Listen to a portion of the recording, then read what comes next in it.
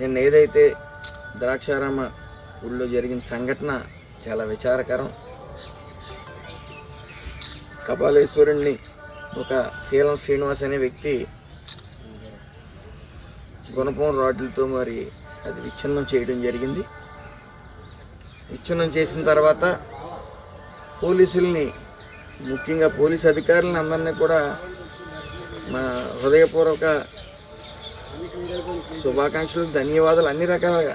ఎందుకంటే గత వైసీపీ ప్రభుత్వంలో చూసాం, అంతర్వేది రథం అంటుకుంటే ఎన్నాళ్ళైనా సరే పట్టుకోకుండా లాస్ట్ని ఏదో ముఖస్థుతి కోసం ఒక వ్యక్తిని ప్రవేశపెట్టి ఉన్మాదని చెప్పి తప్పట్లు కొట్టి వదిలేశారు. అలాగే కృష్ణా జిల్లాలో ఎక్కడో ఆంజనేయ స్వామి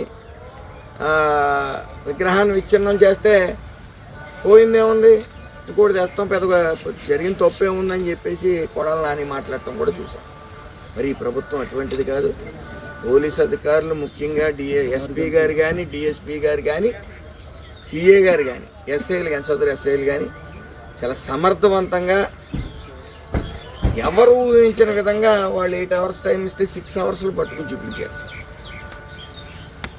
మరి వాళ్ళకి నా హృదయపూర్వక నమస్కారాలు, ధన్యవాదాలు తెలియజేస్తూ ఉన్నాను. అదేవిధంగా మీరు అందరూ గుర్తించాలి. కొంతమంది వైసీపీ నాయకులు ఖాళీ ఎక్కువైపోయి, నేను తిరుపతిలో ఉన్నాను, నేను అక్కడ ఉండగా ఇక్కడ చేయటం ఏంటంటారు ఒకరు. ఇక్కడికి వచ్చి ముహూర్తాలు ఎవరిని అడిగి పెట్టారు, ఇక్కడ పెట్టేయడం మీ ఇష్టమేనా అంటా ఉన్నారు.